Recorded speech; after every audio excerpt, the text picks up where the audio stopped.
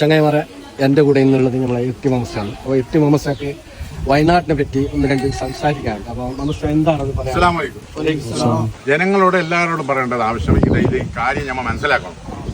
ഒരുപാട് ആൾ പറയുന്ന ആ മൊയിലാർ മരിച്ച് മൊയിലാർ ഹയാത്തിലുണ്ട്, ഇതൊന്നും നമ്മൾ മറ്റാളെ കേൾക്കണ്ടാന്ന്. ജനങ്ങൾക്ക് പറ്റുമെങ്കിൽ നിങ്ങൾ ഒരുപാട് ഭക്ഷണം ഒരുപാട് ജാഗയിൽ ഡ്രസ്സ് പിന്നെ ഭക്ഷണം എല്ലാം കൊടുത്തേക്കുന്നുണ്ട്, ലോറിയിൽ കൊണ്ടു കൊടുക്കുന്നുണ്ട്. അതിപ്പോൾ അടുത്ത ആൾക്കാർക്ക് ആവശ്യമില്ല അവർ ചെയ്യുന്നുണ്ട്, നമ്മൾ കണ്ടിട്ടില്ല. അത് പോയിട്ട് നോക്കിയിട്ടായിരിക്കും കൊടുത്താൽ മതി. ഇപ്പോൾ അവർക്ക് ആവശ്യമുണ്ട് പറഞ്ഞാൽ 2 ബെഡ്റൂമിന്റെ ഒരു പുര, ഒരു 5 സെന്റ് ജാഗ കൈ നാളെ കൊടുക്കാം.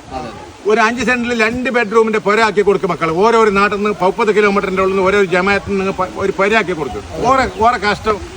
ഇങ്ങനത്തെ ഒരു വിഷമം ജീവിതത്തിൽ അങ്ങനത്തെ വന്നിട്ടില്ല എന്ന് കേരളത്തിൽ. അപ്പൊ ഇനി ആർക്കും ഏത് ആൾക്കാർക്ക് പൈസ ആക്കാനോ അക്കൗണ്ടിലാക്കാനൊന്നും കഴിയാം. ഡയറക്റ്റ് പോയിട്ട് കൊടുക്കുക, ഡയറക്റ്റ് ജാഗ 5 സെന്റ് കൊടുക്കുക. കൈനാൾക്ക് കാരണം പെര കെട്ടി കൊടുക്കാൻ കഴിയും കൊടുക്കും. അസ്സലാമു അലൈക്കും വറഹ്മത്തുള്ളാഹി.